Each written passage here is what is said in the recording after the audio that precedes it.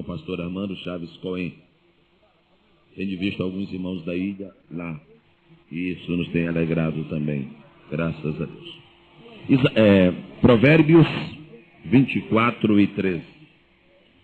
Come mel, meu filho, porque é bom.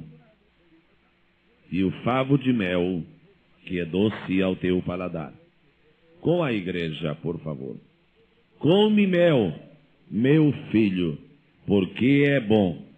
E o favo de mel, que é doce ao teu paladar. Nosso tema para esta noite: vamos comer mel. Oremos ao Senhor mais uma vez. Um aluno do Instituto Bíblico Canaã, erga sua voz em oração a Deus e toda a igreja do Senhor o acompanhe. Bendito seja o nome do Senhor Jesus. Aleluia.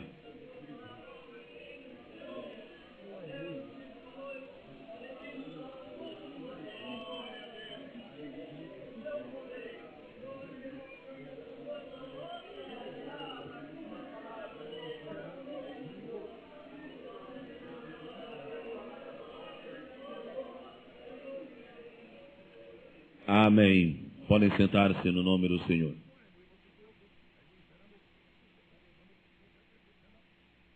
Dez razões por que devemos comer mel. Primeira, nós devemos comer mel porque quando Deus designou a terra de Canaã para o seu povo, Ele designou-a porque havia mel em Canaã. Eu trago os irmãos nesta noite para o livro de Êxodo, capítulo de número 3. Êxodo, capítulo de número 3.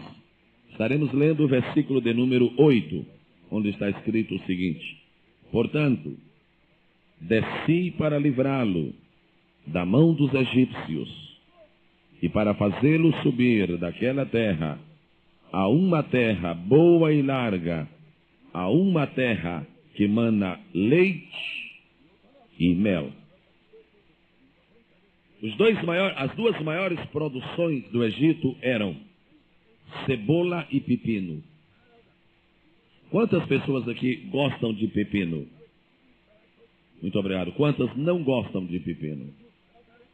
Quantas pessoas aqui faz bem o pepino? A quantas pessoas faz bem o pepino? Obrigado. A quantas pessoas o pepino ofende? Há mais pessoas aqui que não gostam de pepino do que gostam. E há mais pessoas que ficam doentes ou de alguma maneira ficam afetadas quando comem pepino do que quando não comem. Por isso Deus não mandou Israel para uma terra de pepino, que faz bem a um e faz mal ao outro. Deus mandou Israel para uma terra de mel, que faz bem a todo mundo. Quantos sabem que o mel é bom para engordar? Digam amém. Quantos sabem que o mel é bom para resfriado? Quantos sabem que o mel é bom para tosse? Quantos sabem que o mel é bom para os brônquios? Quantos sabem que o mel é bom para a garganta? Quantos sabem que uma pessoa muito rouca deve comer mel? Quantos gostam de mel? Por isso Deus disse: eu vou tirar vocês da terra de pepino e vou pôr na terra de mel. Deus não é Deus apenas de pepinos. Deus é Deus de mel. Quantos dizem amém? Primeira razão por que nós devemos comer mel é porque Deus preparou uma terra da qual manava leite e mel para destinar ao seu povo de Israel. Vamos para o livro de Êxodo, capítulo de número 3, e vamos ler o versículo de número 17. Portanto, eu disse: far-vos-ei subir da aflição do Egito à terra do Cananeu, do Eteu e do Amorreu e do Perizeu e do Eveu e do Jebuseu, a uma terra que mana leite e mel. Neste versículo, que não é o mesmo que nós lemos anteriormente, está dizendo que Deus iria mudar a sorte do povo de Israel, tirando das aflições do Egito e pondo na doçura do mel de Canaã. Então, o que a Bíblia está ensinando para nós, neste primeiro ponto, é que mel nos ajuda a esquecer as aflições, inclusive aflições de qualquer luxo. Mel nos ajuda a esquecer as aflições. Isso é um assunto material que tem uma lição espiritual.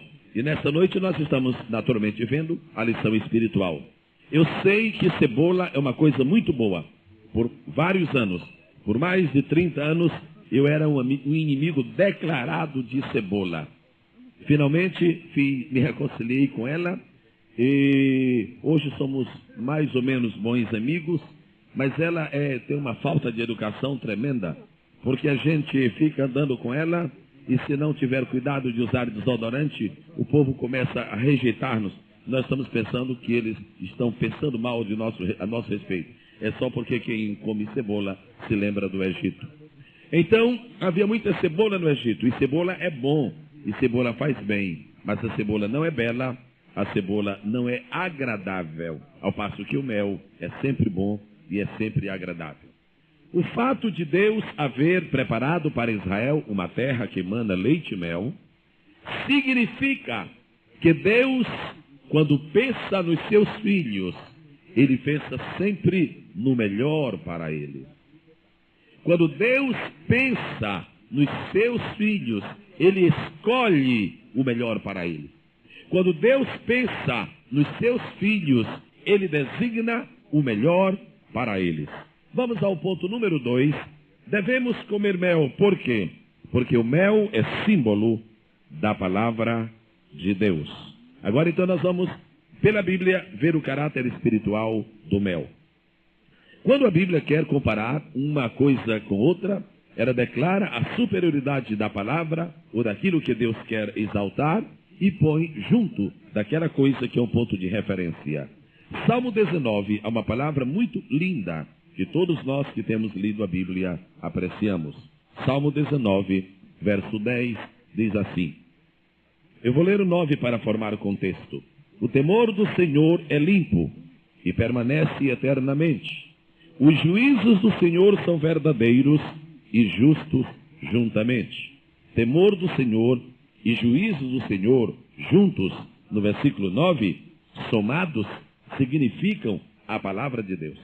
Mais desejáveis são do que o ouro, sim, do que muito ouro fino, e mais doces do que o mel e o licor, o extrato dos favos. Este versículo faz uma comparação entre a palavra de Deus e o mel. E o salmista reconhece que o mel é doce. E o mel é um ponto de referência. E o que nós podemos entender é, no mundo natural, o que há mais doce é o mel. No mundo espiritual, o que há mais doce é a palavra de Deus. E assim como não encontraríamos nenhuma coisa mais doce do que o mel aqui na terra, nem no céu encontraríamos algo mais doce do que a palavra de Deus. E se alguém não entende quando eu digo isto, e fica com vontade de dizer, irmão Gesiel, um momentinho, a palavra, não existe nada mais doce do que a palavra de Deus no céu e Jesus. E dá vontade de perguntar, e você não conhece Jesus ainda? Você não se lembra de que Jesus é no céu a palavra de Deus?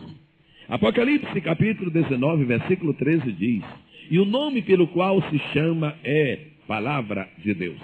Então, quando todos os alimentos da terra perdem para o mel em doçura, todos os elementos do mundo espiritual perdem para Jesus no sabor espiritual. Se você está com a boca amarga e quer ficar com a boca doce, coma mel. Agora, se você está com a alma cansada e quer descansar, coma a palavra de Deus. Se você está triste e desanimado fisicamente, se você é uma pessoa muito cansada,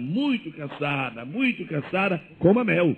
E se quiser comê-lo com farinha, você pode comer, não há nenhum problema. Se você quiser comê-lo com leite, você pode fazer. Se você puser num copo um pouco de mel e um pouco de leite e tomar, se prepare, porque o sono vai demorar a chegar. Você pode levar pela noite adentro, que você vai ter muita disposição. No mundo espiritual, se você está começando a desanimar, começando a perder a sua fé e o seu entusiasmo pelas coisas de Deus, o mel da palavra está à sua espera. O mel da palavra vai trazer uma renovação interior para a sua vida. Os melhores crentes da igreja não são aqueles que dão mais dízimo, porque não existe crente que dá mais dízimo e nem crente que dá menos dízimo. Todo crente que é dizimista é igual a outro. Pode ser que um dê mais dinheiro, agora não deu mais dízimo, porque 10% de 1 milhão de cruzados é tão 10% quanto 10% de um cruzado.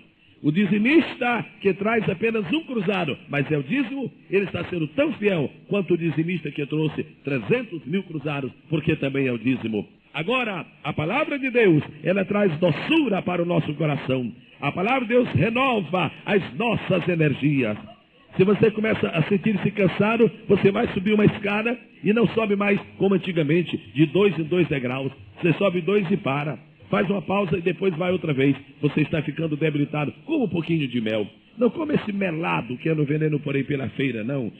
Compre um mel puro, um mel legítimo, um mel verdadeiro, e você vai se sentir forte. Mas isso é apenas um tipo, isso é apenas uma figura. Um versículo da Bíblia pode tirar um crente do abismo. Um capítulo da Bíblia pode trazer renovação para um crente. Ler o Salmo 23 significa receber o conforto de Jesus Cristo na nossa alma e a energia do céu para o nosso coração. Os melhores crentes da igreja são os que leem mais a Bíblia, os que comem mel, comem mel, comem mel. E de repente eles sentem que aquelas vitórias que Deus lhes deu, não lhes deu porque eram antigos na fé, não lhes deu porque eram obreiros, deu-lhes porque gostam de comer mel na presença do Senhor. Come mel, filho meu, porque é bom, e o favo de mel, porque é doce ao teu paladar.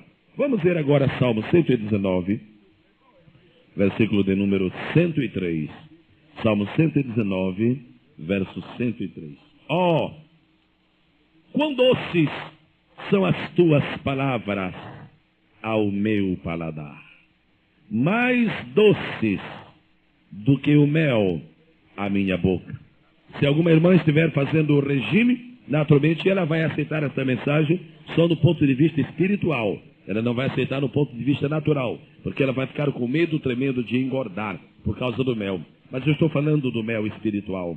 É um perigo ficar anêmico espiritualmente. Os irmãos já viram a pessoa anêmica? A gente olha e está com os olhos assim pálidos, está sem sangue, está desanimado. Irmãos, vamos cantar um corinho e levantar a mão. O anêmico faz assim, levanta, aí já está baixando. Vamos levantar as mãos, ele levanta, já está baixando. Isso é anemia. Espiritualmente é a mesma coisa. Vamos orar, vamos para a vigília. Ah, irmão, eu estou tão cansado. Anemia espiritual. Senhor, quem pode tirar a minha anemia? Come mel, filho meu. Come mel, filho meu. Leia a palavra de Deus, porque Ele vai tirar a tua anemia e restaurar a tua força e dar-te outra vez aquela disposição para o trabalho. Há pessoas que não gostam de trabalhar. Há pessoas que a coisa mais difícil que tem é levantarem-se da cama. E eu ouço algumas histórias tão tremendas por aí, eu não vou nem conferir se são verdadeiras, mas as pessoas que me contam são de confiança. Me dizem que há pessoas por aí que para acordarem precisam de um despertador, assim daquele de meio quilo, o elemento que desperta. Outros me dizem que há uns por aí que usam uma campainha interna dentro de casa. Eu ouvi falar de um cidadão que só começou a acordar na hora depois que compraram um velho sino de uma igreja que estava sendo demolida. E tinha que tocar o sino para a pessoa acordar. Me contaram de outro que fizeram uma armadilha muito grande e a pessoa tinha que trazer uma porção de animais aqui para perto, perus e galinhas, e então enxotavam os animais e começava aquele barulho tremendo, o cidadão então começava a acordar. Ouvi falar de um que foi preciso comprar 3 cachorros bravos e deixaram dentro de casa, porque quando eles começavam a latir, a vizinhança toda acordava, a cidade toda, e finalmente acordava aquele fulano. Isso era um sono terrível, ninguém dominava aquele sono. Agora, sabe por que as pessoas dormem demais? Por uma deficiência orgânica, porque estavam mal alimentadas. E porque estavam mal alimentadas, porque não tinham apetite. Eu ouço dizer de crentes, de outras igrejas, evidentemente, com muito respeito por elas, naturalmente. Ouço dizer de crentes que quando vão ler a Bíblia, diz que é melhor do que tomar qualquer remédio para dormir. É ler 2 versículos e já estão como quem está andando de canoa num rio cheio, está no banzeiro. E eu acho que isso representa alguma debilidade espiritual muito forte. Nesta noite eu lhe digo, se você quer ser uma pessoa forte espiritualmente, leia a Bíblia Sagrada. Coma o mel da palavra de Deus, porque Ele está falando por sua palavra à sua igreja. Coisa linda.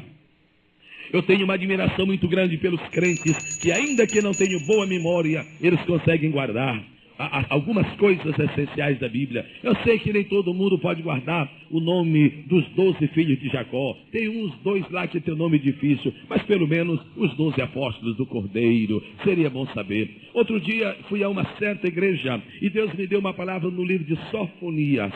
E quando anunciei que ia ler no livro de Sofonias, eu vi tanta gente franzindo o senho e descobri que eu havia falado uma palavra desconhecida naquela igreja, Sofonias. E um irmão que estava assim perto da banda começou a olhar para os músicos. E eu fiquei pensando, será que esse irmão está pensando que eu pedi para tocar algum instrumento parecido com sanfona? Realmente ele não sabia o que era Sofonias. Imaginem, e essa pessoa está fraca, está debilitada espiritualmente. Uma coisa que tem caracterizado esta igreja é que nós amamos a palavra de Deus. Ontem pela manhã, sábado à noite, eu tive uma grande alegria no meu coração quando um irmão desta igreja, eu gostaria tanto que ele estivesse esta noite aqui, ele chegou para mim com a sua Bíblia na mão e disse, pastor, já terminei a leitura. Essa igreja começou a leitura da Bíblia em 1º de janeiro. O sábado era o dia 21 de maio. E o irmão chegou e disse, eu já terminei a leitura. Leu a Bíblia toda antes do meio-ano. O que é isto? Come mel, filho meu, porque é bom. E come o favo de mel, porque é doce ao teu paladar. Aquele irmão que já terminou a leitura da Bíblia está aqui esta noite. Aquele jovem que falou comigo. Ele não veio hoje. Há muitos que não vieram por causa da chuva, mas ainda estão chegando. Há outra pessoa aqui que já leu a Bíblia toda este ano. Há alguém que já terminou a leitura. Ali é uma irmã que já terminou. Ali há outra que já terminou. Eu quero pedir que os irmãos se apresentem no próximo domingo, porque eu vou cumprir o que prometi. E os primeiros que lessem a Bíblia, os 3 primeiros receberiam uma lembrança da igreja. Vão receber no domingo próximo, em nome de Jesus. Come mel, filho meu, come mel porque é bom, e o favo de mel porque é doce ao teu paladar. Eu estou vendo que está surgindo em algumas igrejas um grupo de crentes que não respeita mais a doutrina, que não dá valor mais à comunhão. São crentes nervosos, são crentes agitados, são crentes aflitos, são crentes medrosos. E eu não sabia por que era isto. Mas hoje, infelizmente, a gente já sabe por que é. Eu digo infelizmente porque não se pode, de certa maneira, dar jeito. Esses crentes nervosos, agitados, que estão arrancando assim os cabelos com a mão por qualquer problema, é por 2 razões. Primeiro, porque deixaram de ler a Bíblia. Segundo, porque começaram a ver novelas. Crente que não lê a Bíblia é tão pecador quanto crente que é viciado em novelas. As novelas matam e a Bíblia dá vida. As novelas fazem de você uma pessoa infiel a todo mundo. A Bíblia faz de você um príncipe de Deus, porque a Bíblia é pão, porque a Bíblia é lâmpada, porque a Bíblia é martelo, porque a Bíblia é leite e porque a Bíblia é mel. E a Bíblia mesma diz, come mel, filho meu, porque é bom, e o favo de mel, porque é doce ao teu paladar. Um crente que nunca leu o livro das crônicas. Eu não estou dizendo agora que o irmão vai ficar lendo o livro das crônicas, só ele, a vida inteira. Não, eu não estou dizendo isto. Mas o crente que nunca leu o livro das crônicas não conhece alguma das maiores vitórias que o povo de Deus já teve na história. O crente que nunca leu o livro de Zacarias não conhece as 10 mais complexas visões que Deus deu para o homem aqui na terra. O crente que nunca leu o livro de Daniel só sabe da história da estátua de Nabucodonosor, porque vê os outros falando, mas ele nunca se deleitou. Abre nesta noite o teu coração e dispõe-te a comer mel, o mel da palavra. Lá em Gênesis, nós aprendemos que Deus criou o mundo e que Ele é o Senhor e sustentador do universo. Quando nós passamos para o livro de Êxodo, a mão forte do Senhor está sendo desnudada e Ele diz, Faraó, eu te deixo por baixo, eu abro o mar vermelho, mas o meu povo será redimido pelo meu braço forte e poderoso.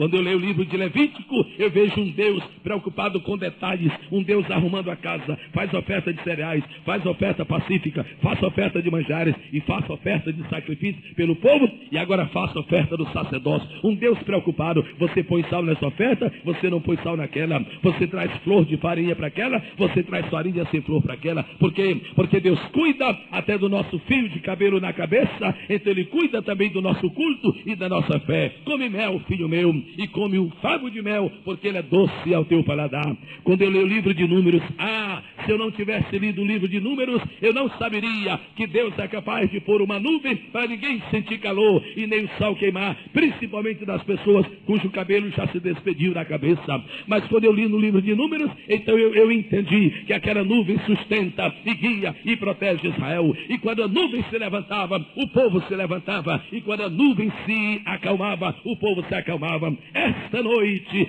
chove lá fora, mas há uma nuvem aqui dentro e uma coluna de fogo que o Senhor está estabelecendo na sua casa para a proteção do seu povo. Quando eu leio o livro de Deuteronômio, se eu não tivesse comido o mel do livro de Deuteronômio, eu nunca saberia aquela história tão linda que Deus ensina ali, que o que Deus faz conosco é a mesma coisa que a águia faz com seu filhote. Como a águia eu te tomei, como a águia eu te amei, como a águia eu te envolvi na minha própria presença, e depois eu te deixei voar pelas estradas da vida, mas nunca te perdi de vista. Ó Deus, esta águia madre, águia mater, que está no centro do universo, dirigindo o seu povo.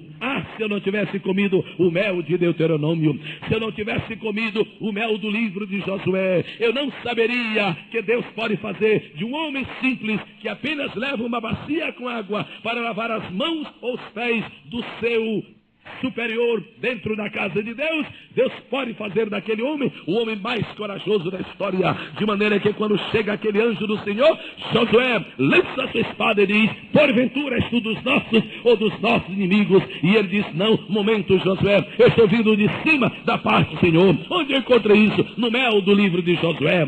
Se eu não tivesse comido o mel do livro de Juízes, eu não poderia entender como é que Deus pode fazer com que um homem canhoto de repente receba o poder de Deus, enquanto os outros estavam olhando para a mão direita, ele já estava matando o rei com a mão esquerda. Deus dos canhotos, Deus das coisas impossíveis, Deus das coisas maravilhosas. Se eu não tivesse comido o mel do livro de Ruth, eu não entenderia o significado da igreja como aquela moça gentia que se enamorou de um rapaz judeu com o qual se casou e veio a ser predecessora humana de nosso Senhor Salvador Jesus Cristo, o Messias.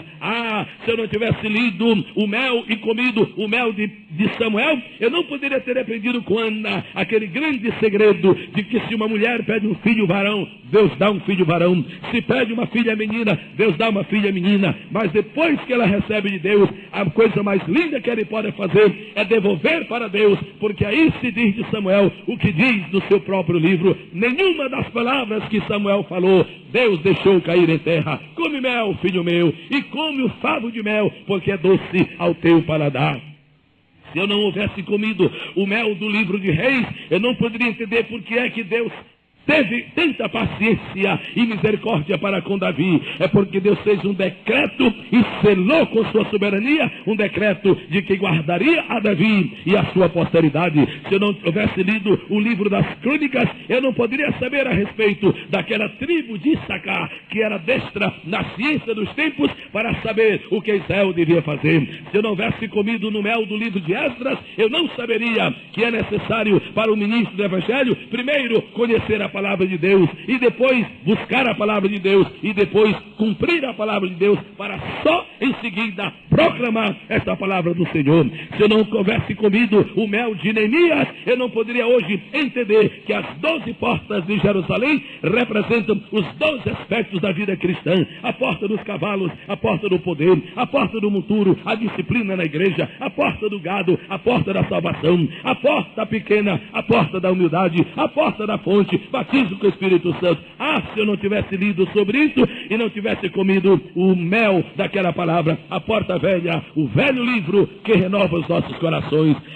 Se eu não tivesse comido o mel do livro de Jó, eu não poderia entender como é que um homem chegando ao máximo do sofrimento, na mesma vida terrena, chega ao máximo da felicidade, e rapando ainda as suas feridas, talvez com caco de telha, desafiado pela esposa, pelos amigos, pelos vizinhos e por todos, inclusive principalmente por Satanás, ele chega a dizer, enquanto se rapa e se raspa, eu sei que meu Redentor vive e por fim se levantará sobre a terra. Ah, se eu não tivesse comido mel lá no livro de Jó. Ah, se eu não tivesse comido mel em Salmos, não apenas no 91, mas também no 103, não apenas no 86, mas também no 42, não apenas no primeiro, mas também no 119. Ah, se eu não tivesse lido Provérbios e Eclesiastes. Ah, se eu não tivesse comido mel em Cantares de Salomão. Eu não saberia a qualidade do amor que Jesus tem por nós, porque a Bíblia fala que as muitas águas não podem jamais destruir este amor. Ah, se eu não tivesse lido Isaías, eu não conheceria nada, na verdade, a respeito do servo sofredor do capítulo 53, ou do eleito do capítulo 42, ou do maravilhoso do capítulo 9, ou do comedor de manteiga com mel do capítulo 7, ou do homem insensato do capítulo 1, ou da rejeição dos rebeldes do capítulo 66, ou então da mão estendida do capítulo 59, ou do jardim regado do capítulo 58. Eu não conheceria nada disso se eu não tivesse comido mel. Come mel, filho meu, come mel porque é bom, e o favo de mel porque é doce ao teu paladar. Ah, se eu não tivesse lido o livro de Jeremias, eu não me entenderia nem a mim mesmo, porque quando um dia eu vi Deus falando para mim que me havia escolhido desde o ventre da minha mãe, eu não tive que ficar vaidoso e muito menos presunçoso, porque eu sabia que isto era possível de acontecer, porque eu li em Jeremias, eu te escolhi quando ele estava no ventre da tua mãe. Se eu não tivesse comido mel, eu não poderia ter sentido aquela força e aquela graça do Senhor. Ah, se eu não tivesse comido mel em Lamentações de Jeremias, para ver o Messias chorando e gemendo pelos pecados do povo. Ó vós que passais pelo caminho, atentai e vede se a dor como a minha dor, como no dia em que eu fui entregue pela filha do meu povo. Oh, e se eu não tivesse comido mel de Lamentações de Jeremias, eu não teria passado adiante para entrar nas águas purificadoras de Ezequiel 47, ou então no templo da restauração final de todas as coisas de Ezequiel 49. Eu não teria comido rolo com Ezequiel no capítulo 3, e nem teria me sentado com ele à margem do caminho no capítulo 2, e nem conheceria nada dos ossos secos no capítulo 37, e nem entenderia nada daquela vergonha terrível de Oliabe do capítulo 36. Porém, eu sei agora que comer mel é bom, e comer o favo de mel é doce ao nosso paladar. E se não tivesse comido mel de Daniel, como poderei eu, muitas vezes, enfrentar uns cães mais valentes? Eu tenho que estar certo de que vencerei os pequenos cães que ladram por aí, porque antes de mim, Daniel já venceu os fortes leões que estavam dentro da cova. E que diria de Oséias? E que diria de Joel com seu Pentecoste? E que diria de Amós? E que diria de Obadias? E que diria de Sofonias? E que diria de Miqueias? E que diria de Naum? E que diria de Abacuque? E que diria de Ageu? E que diria de Zacarias? E que diria de Malaquias? E que diria de Mateus? E que diria de Marcos? E que diria de Lucas? Ó igreja, come mel, porque é bom, e o favo de mel, porque é doce ao meu paladar. Finalmente você chega ao Apocalipse, e quando chega lá no Apocalipse, repare o mel. A Bíblia começa com o mel da revelação. No princípio criou Deus os céus e a terra, e termina com o mel da comunhão. A graça do Senhor Jesus Cristo seja com todos vós. Amém. Come mel, filho meu, e o favo de mel, porque é bom ao teu paladar. Vamos ler Ezequiel 3:3. Ezequiel 3:3. Diz assim: e disse-me, filho do homem, dá de comer ao teu ventre, e enche as tuas entranhas deste rolo que eu te dei. Você está se sentando, se sentindo sozinho. Pastor, eu sinto. Eu não sinto ninguém ao meu lado. Eu não sinto ninguém. Pastor, não sei. Para mim eu estou começando a descer para a morte. Coma o mel do Salmo 23. Ainda que eu ande no vale da sombra da morte, tu estás comigo. A tua vara e o teu cajado me consolam. Come mel, filho meu, porque é bom, e o favo de mel, porque é doce ao teu paladar. Mas pastor, eu fiz uma bobagem e eu não sei se ele ainda está comigo. É verdade que eu pedi perdão, mas eu não sei, a minha boca está tão amarga. Come mel, filho meu, come o mel da promessa do profeta Isaías. Dos teus pecados não me lembrarei mais. Desfaço as tuas transgressões como a névoa. Todo mundo esta noite sentindo a boca doce. Todo mundo esta noite sentindo alegria na sua alma. Nenhuma aflição entre nós. Nenhuma aflição entre nós. Senhor, eu recebo a tua autoridade e mando para fora deste salão todo espírito de tristeza, todo espírito de inquietação, todo espírito de perturbação, todo espírito, Senhor, de solidão. Mando para fora e cada pessoa receba agora o mel do Senhor. O mel. O mel. Diz, pastor, e você me diz, pastor, tudo bem, só que o meu caso é especial, pastor, meu caso é especial, o teu caso é especial, então eu vou te dar um mel muito especial. Pega esse mel lá de Josué capítulo 1, pega essa tigela de mel. Como fui com Moisés, assim serei contigo. Como fui com Moisés, assim serei contigo. Você diz, pastor, mas eu andei lendo por aí um livro, pastor, de um avivamento que Deus mandou no século passado. Oh, pastor, é tão lindo olhar para trás. Não, come o mel de Lucas, lembrai-vos da mulher de Ló, para não olhar mais para trás, e agora come aquele outro de Hebreus 13. Jesus Cristo é o mesmo ontem, hoje e eternamente. Aleluia. Pastor, e se acontecer que Deus me deixe nessa provação, o que é que eu vou fazer? Eu tenho 2 pires de mel, primeiro come um e depois come outro. O primeiro que eu te dou é esse: não sobrevirá a vós nenhuma tentação além do que podeis suportar. E você diz, não, pastor, mas a minha não acaba. Então pega aquele outro mel que diz assim: ainda que ele me mate, nele esperarei. Aleluia, mas come mel, filho meu, porque é doce, e o favo do mel, porque é bom ao paladar. Vamos tomar por um minuto as nossas mãos e glorificar ao Senhor, porque Ele tem mel para nós nesta noite. Aleluia. Oh, aleluia, aleluia. Adoça a tua boca agora, adoça a tua alma agora, no mel da palavra do Senhor. A terceira razão porque nós devemos comer mel é porque o mel puro Deus destinou para o seu povo. Deus não destinou para os outros. O mel da palavra de Deus, ele divide-se em 2 partes. Esse mel mais simples, que é para todo mundo, para qualquer pessoa. Esse mel que anda em garrafa por aí, espiritual, é para qualquer pessoa. João 3,16 é para qualquer um. Romanos 5,8 é para qualquer um. Salmo 91, você pode começar a explicar à igreja que aquela proteção é para os filhos. Depois você entra na revelação de Jó 20 e 17 e você vai ver que o mel que a igreja come é um mel de primeira qualidade. Bendito seja o nome do Senhor Jesus. Jesus falava as parábolas para todo mundo. Agora a explicação das parábolas era para os discípulos. João 20, 17. Está falando sobre os ímpios. O que acontece com os ímpios? E aqui no verso 17 diz: não verá as correntes, os rios e os ribeiros de mel e manteiga. Vamos de trás para frente. Primeiro diz corrente, depois diz rio e depois diz ribeiro, que chamaríamos, em algumas partes do Brasil, riacho. Se há algum gaúcho aqui, chamaria de arroio. Pois bem, vamos dizer de trás para frente. Primeiro, ribeiro. Segundo, rio. Terceiro, corrente. Quando você lê só caixa de promessa, então é riacho. Há irmãos que só lêem caixa de promessa, estão no riacho de Deus.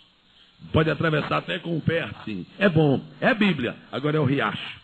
Ali geralmente não tem nada de Esdras, é muito difícil aparecer Jeremias, só tem uns 2 ou 3 versículos de Jeremias.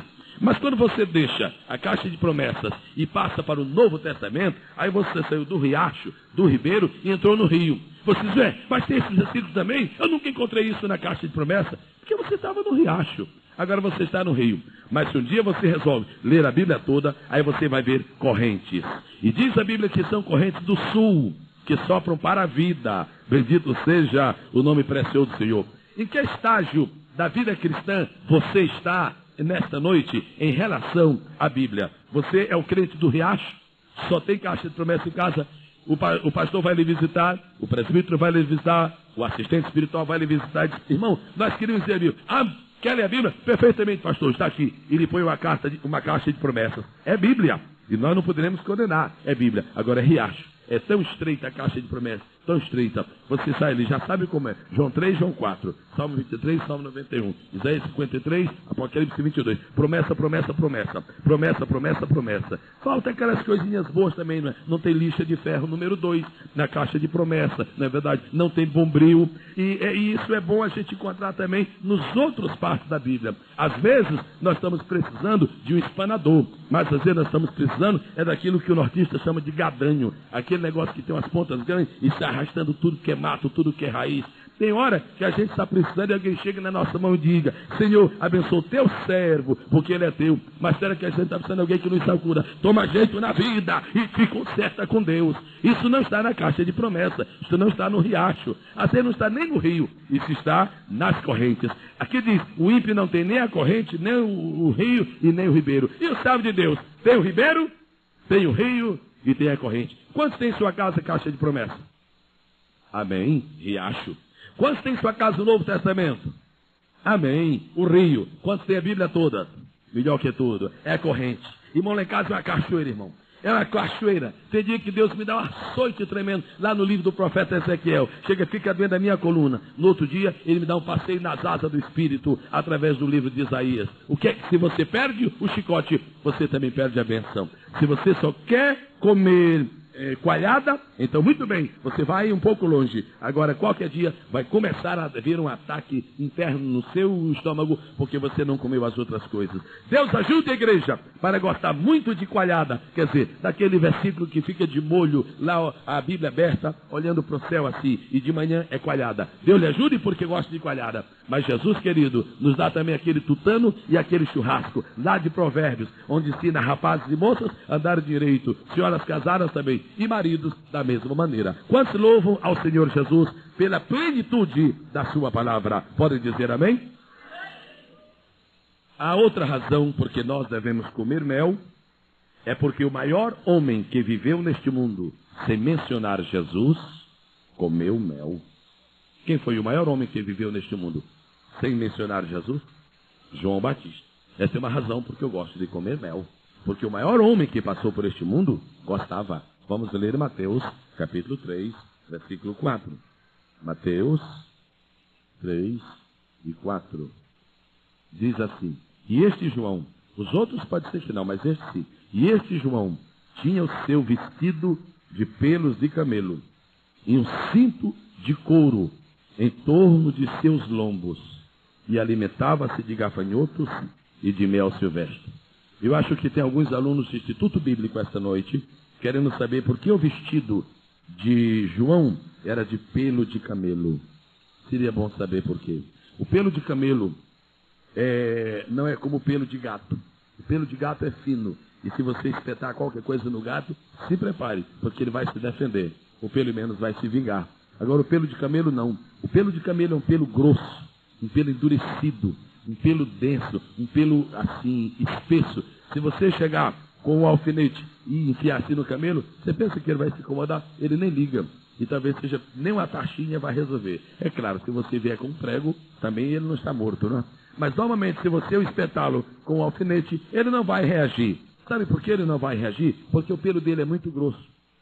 Minha esposa e eu estivemos naquela viagem a Israel, e ela teve a oportunidade de subir lá num camelo, e ela viu que o camelo não está ligando muito para a vida, não. Não, senhor, a vida dele é só aquilo. Tem dois atos para poder ficar normal. Primeiro ele se ajoelha, a pessoa sobe, depois, e não liga para nada. É um animal assim distraído da vida. Se ela já tivesse ouvido essa mensagem, ela teria certamente espetado o camelo para confirmar. Felizmente o camelo escapou dessa. Agora, se você espetar um camelo, ele não liga para o que você fez, porque o pelo dele é grosso. Tem muita gente que se ofende com tudo. Me dê minha carta. Me dê minha carta. Por quê? Eu falei que eu queria falar com o senhor falou que estava ocupado. O senhor queria que eu fosse um mentiroso, dizendo que estava desocupado, que era um malandrão? Está precisando de um pelo de camelo. eu vou ficar um mês sem vir à igreja. Por quê? O maestro disse que minha voz não é boa. E todo mundo não sabe que eu até pareço que eu dou uma coruja? Todo mundo não sabe. Vê se eu canto no coro. Não canto no coro por causa disso. Não serve em ficar zombando de mim. É preciso ter pelo de camelo se nós queremos servir a Deus. Fica muito feio um crente ficar se incomodando com tudo. Pastor, o senhor deixa. Eu estava me congregando lá na Nova Samaria. Agora eu venho me congregar na Velha Galileia. O senhor deixa? O que foi? O irmão olhou para mim e depois que ele olhou para mim, ele cuspiu. E você queria que ele tivesse engolido o que estava na boca dele, irmão? O irmão sabe o que ele tinha dentro da boca, que ele ia engolir? Mas será possível que nós somos crianças? Não pode. Você tem que ter pelo de camelo. Se alguém lhe ofender, dê glória a Deus. Se alguém não gostar de você, diga, olha, não tem problema. Quem está em cima gosta. Aleluia. Que adianta você ter os aplausos do mundo e não ter a Deus na sua vida? Essa igreja, os membros dessa igreja precisam ter pelo de camelo, viu? Não vamos ficar nos ofendendo com tudo, não. Me contaram de um cidadão que entrou no ministério, mas não tinha pelo de camelo. Então, irmãos, um dia ele foi pregar. E quando ele começou a pregar, ele preparou uma mensagem muito bonita, etc. E ele pregou quieto. Ficou quietinho no seu lugar e pregou o tempo todo. E uma pessoa disse, gostou da mensagem? Gostei. Agora só tem uma coisa, ele parece que ele é imóvel, parece que ele é doente, né? E não se move nem para lá e nem para cá. Aí o irmão disse, eu vou deixar essa igreja. Vou deixar essa igreja porque eu não gosto quando eu pregue parado. Mas não, irmão, não faz isso não. Veja se Deus te abençoa. Muda um pouquinho de tática. Quando foi no outro dia, ele saiu correndo para lá e para cá. E derribou cadeira. E saiu do lugar ao pedestal. Aí eu disse, eu não sei se eu estava realmente assistindo. Era uma pregação ou uma reprise de jogo de futebol. Porque eu não corria tanto no púlpito. Só faltou uma bola para completar. Aí um pecador dizer gol. Então, se você não tem uma certeza do que você quiser na vida, todo mundo vai lhe criticar. Há sempre uma coisa, irmãos, que nos critica. Por exemplo, deixa eu ilustrar.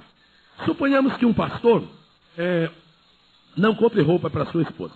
Ela só tem 2. Aí o que acontece? Alguém vai dizer, viu? Miserável. A gente dá o dízimo e ele tem o salário dele e olha, é um avarento. Repara a esposa, só tem essa roupa.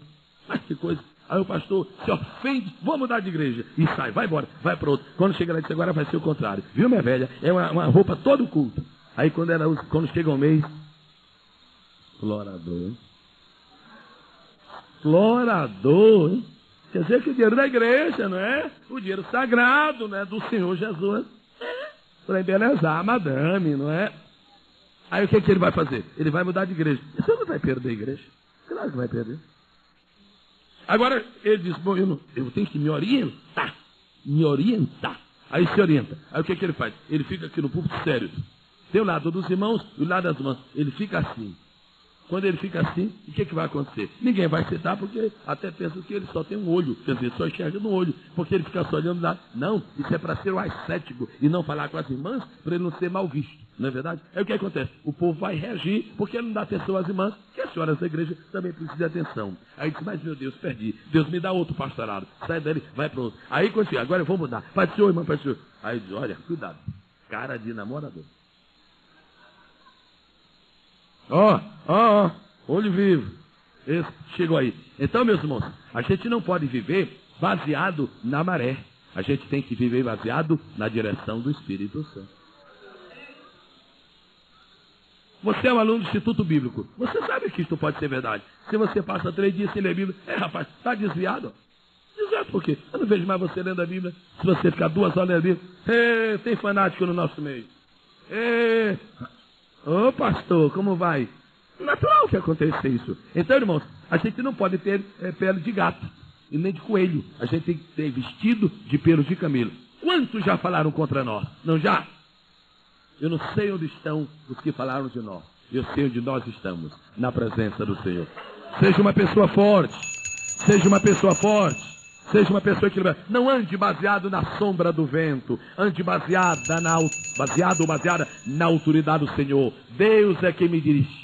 Agora, se eu estiver dirigido pelo Senhor e trouxer a mensagem, eu nunca perguntei, irmão, os irmãos gostaram da mensagem? Não vou perguntar, porque eu não estou primeiro interessado em satisfazer os ouvidos dos meus ouvintes, e sim o coração de meu patrão.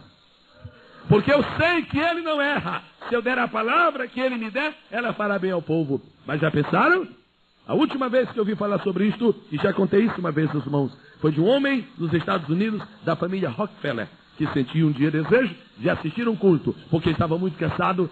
Ele não era um cristão professo, ele estava muito cansado, muito exausto, à beira do estresse, e foi deleitar-se lá na casa de Deus. E quando o pastor estava lá no púlpito, que viu o Mr. Rockefeller entrar, e sabia que o hobby dele era botânica. Então ele, de repente, preparou uma mensagem nova. Eu sou a videira verdadeira e meu pai é o lavrador. E falou sobre a videira, sobre botânica, o cuidado com a videira, quanto tempo a videira leva para produzir, como é que a videira faz, como é que a videira não faz. No meio da mensagem, Rockefeller levantou-se e foi embora. Aí foi um desastre para o pregador. Não podia continuar a mensagem, porque a mensagem era para o Rockefeller. Rockefeller saiu. Não podia mudar, porque já estava no meio da mensagem. E foi um trauma tremendo. Aquele dia foi um escangalho total. Quando chegou em casa, eles eram mais ou menos amigos. Ele disse, eu vou passar mais uma vergonha, mas eu vou telefonar. Mr. Rockefeller, passou mal alguma coisa? Eu senti muito, o senhor entrou e saiu.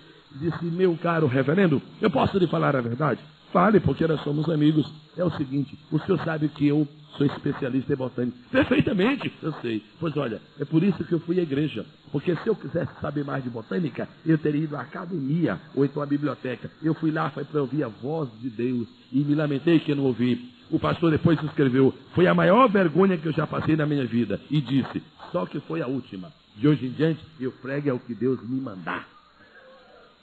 Tudo isso estou falando por causa do vestido de camelo, de pelo de camelo. Então eu lembro mais uma vez, meninos e meninas, já pensaram, o corista que se ofendeu porque aconteceu qualquer detalhe, não canta mais no coral. Se acaba o coral, porque se todo mundo fosse, mas esse maestro é muito duro, então vai trazer um macarrão para cá, que não fique em pé quando se cozinha. Não, senhor, tem que ter uma disposição para servir a Deus, tem que estar pronto para liderar a obra de Deus e estar pronto para ser liderado. Eu disse um dia, quando eu era jovem, bem mais jovem, eu me lembro do que aconteceu comigo. E depois me foi muito útil. E um dia, um jovem que estava conosco na igreja, eu disse para ele, irmão, você vai falar domingo você vai ter oportunidade. E o rapaz se preparou, se morou e jejuou, estava afiado para dar mensagem. Só que no dia, entre aspas, eu me esqueci. Ele ficou para lá e não deu oportunidade. Quando foi uma semana depois, olha, domingo vai ser você. Perfeitamente, pastor. Fiz isso com ele 3 vezes. Se ele não fosse parente de João Batista, ele teria se desviado. Ou mandado, esse pastor não tem palavra, é um mentiroso. Me chamou 3 vezes, eu me preparei e não falei com as irmãs. Me dê minha carta lá, eu vou embora. Eu não quero mais nada com o ministério nem com o senhor. Mas sabe o que era? A gente estava provando aquele rapaz.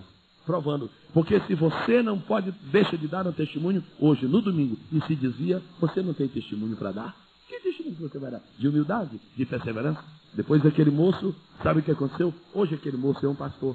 É um pastor muito bem sucedido. Deus tem abençoado muito grandemente. Eu quero lembrar a todos, nunca se esqueçam de que nós temos o nosso dia de prova.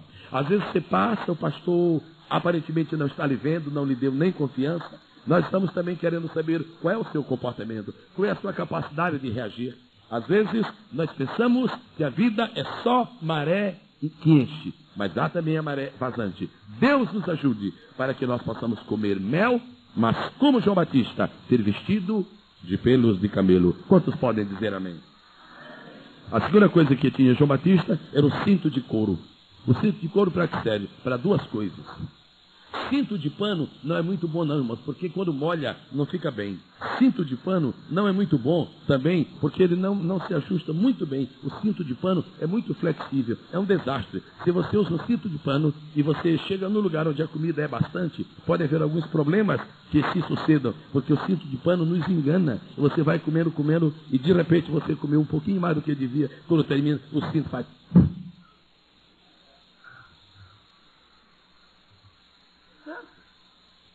Então, João Batista não tinha cinto de pano, e nem de capim, e nem de cipó. Ele tinha o cinto de couro. Sabe por quê? O cinto de couro nos cinge, o cinto de couro nos amarra, o cinto de couro nos disciplina. Se você vai para uma mesa com cinto de couro já prontinho, você não tem jeito de comer mais do que deve, porque o couro diz, chega!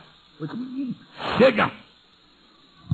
O pano não diz chega, você vai pondo, e depois, o fulano saiu para onde? Não sei, se foi a drogaria fazendo não sei o quê.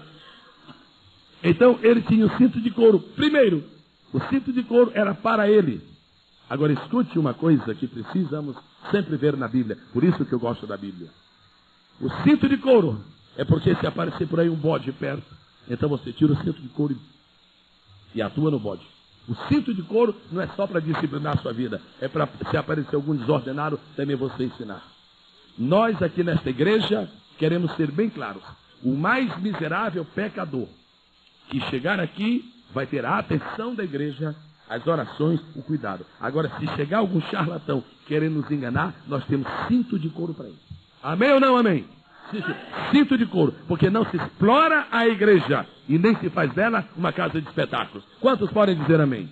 Cinto de couro. João disse, olha, sou muito bonzinho aqui, esse cinto de couro aqui é para me disciplinar. E vocês também. E quando ele estava batizando, chegaram os 3 que não eram nem crentes, por pouco eu não vejo o João Batista dando açoite na hora do batismo. Raça de vibra, e já está pegando aqui no cinto. Não, seu João, não querem mais ser batizados, não. Se eles insistissem, era uma surra de cinto de couro que eles vão dar. Meus irmãos, cuidado, meus irmãos. Tenham em suas mãos o instrumento da sua disciplina, mas andem com cinto de couro. E não se deixem levar pelas ilusões que há nesta vida. Nós sabemos a quem servimos, sabemos em que caminho andamos e sabemos onde chegaremos. João Batista tinha vestido de pele de camelo, vestia-se cinto de couro e, finalmente, para não ficar fraco e nem anêmico, ele se alimentava de mel silvestre. Por isso, nós também comemos mel. A quinta razão por que nós comemos mel. Primeira é porque Canaã tinha mel. A segunda é porque mel simboliza a palavra de Deus. A terceira é porque é a comida do santo e não do ímpio. A quarta é porque João Batista comeu. A quinta é porque Jesus Cristo, quando era menino, comeu mel. Gostava muito de mel. Isaías 7 e 15. Isaías 7 e 15. Se vivesse ainda hoje como homem aqui na terra, os senhores iam ver Jesus aí comendo mel aí e chamando ainda a gente para ir comer com ele na casa de Pedro. Isaías 7 e 15 diz assim: manteiga e mel comerá, até que ele saiba rejeitar o mal e escolher o bem. É uma profecia messiânica, está falando sobre o menino Jesus. Se alguém tem dúvida, veja que no verso anterior está falando do filho da Virgem. E eu não conheço outro a não ser Jesus. A sexta razão por que eu como mel é porque no milênio o pessoal que estiver aqui na terra vai comer mel. E isto está também na palavra de Deus. E eu penso que nós podemos ler isto esta noite. Isaías 7 e 22. Agora a profecia já é milenial. Sucederá, pois, verso 22. E acontecerá que, por causa da abundância do leite, que elas são a vaca e as 2 ovelhas. Por causa da abundância do leite que elas dão de dar, comerá manteiga. E manteiga e mel comerá todo aquele que ficar de resto no meio da terra. A sétima razão por que eu como mel é porque Deus criou na terra algumas rochas para dar mel para as pessoas. Isso tanto é material quanto é espiritual. Deuteronômio 32, verso 18. Deuteronômio 32, verso 18. Vamos ver primeiro falar da rocha, não é? Muito bem. Esqueceste-te da rocha que te gerou, e em esquecimento puseste o Deus que te formou. Salmo 81 e 16. Salmo 81, 16. Reparem que beleza de versículo. E eu o sustentaria com trigo mais fino, e o saciaria com mel saído da rocha. Mel da rocha. Alguns irmãos gostariam de saber esta noite que mel é que nós estamos falando hoje, que sustenta o crente. E qual é o mel aqui na terra que simboliza a palavra de Deus? Então eu vou logo esclarecer. Não é mel de cana. Não sou. Esse mel não é mel de cana. Esse mel é mel da rocha. E essa é a diferença. Você diz, qualquer igreja serve porque todas falam a palavra de Deus. Em um sentido, esta é verdade. Todas as igrejas evangélicas falam a palavra de Deus. Agora, sabe qual é a diferença de igreja para igreja? É que uma está dando mel de cana e outra mel da rocha. Esta é a diferença. Toda igreja que prega a Bíblia. Tudo bem, tudo é mel. Agora um é mel de cana, industrializado, portanto, e outro é mel da rocha. E aqui a Bíblia diz, e eu sustentaria com trigo mais fino e saciaria com mel de cana caiana.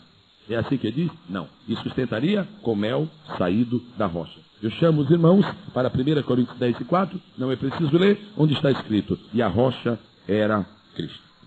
Agora houve um homem um dia que proibiu os outros homens de comerem pão. Houve um homem que proibiu os outros homens de comerem pão. Um rei. Só sabe disso quem lê a Bíblia. Agora não adianta procurar. Um dia o rei disse: maldito todo homem que comer pão. Ele deu a ordem e foi embora. O filho dele chegou, não sabia da ordem, encontrou um favo de mel e comeu mel, que estava numa fome desesperante, comeu mel. Quando o pai soube disso, e disseram para ele: olha, eu não sei não, rei, mas teve um aí que comeu mel. Ele disse: quem foi que comeu vai morrer. Disse: olha, eu não sei não, foi gente importante, nem que seja o meu filho vai morrer. Que rei tremendo. Proibiu de comer e proibiu de comer o mel. E então eles reuniram todo o povo e disse: comeram? Alguém comeu? Comeu, senhor. Então vamos tirar agora, vamos fazer aqui o sorteio para ver quem foi que comeu. Sortearam a tribo, deu a tribo da casa deles. E foi gente da minha família. Agora, vamos ver se foi da minha família ou se foi do meio do povo. Sorteia aí. Aí o sorteio diz: não, foi da tua família. Então o povo fica para lá. Então só nós dois. Fui eu ou foi meu filho? Sorteio. Eu estou de fora. Foi meu filho. Foi você que comeu mel? Foi isso, senhor. Então vai morrer agora. Quando ele ia decretando a morte do seu filho, o povo todo se juntou de uma vez e disse: não, senhor. O homem que providenciou a nossa salvação não pode morrer. O homem que come mel, ele não pode morrer. O rei ficou envergonhado e o homem não morreu. Quem não lê a Bíblia nunca ouviu falar disso.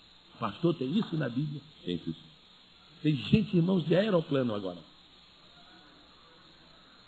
Nunca leu isso na Bíblia. Onde é que está escrito? João 3,16, não é verdade? Não, isso não é do riacho, não. Isso é da corrente. Isso não é de caixa de promessa, não, irmão. Isso não é de caixa de promessa, não. Não é muito pequeno. O riacho é muito pequeno para ter isso lá. Quem foi o homem? Saul. Hein? Olha, mas tem tanta gente que toma banho na corrente. Que maravilha. Quem foi o que comeu mel? Saul, como sabem, simboliza muito o outro lado, né? Olhe o decreto de Saul: maldito quem comer.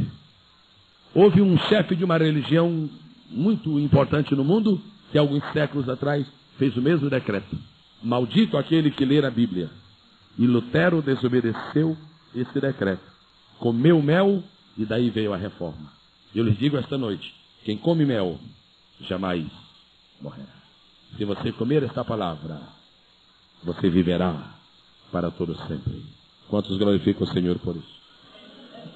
Vou contar outra história que só sabe quem come mel.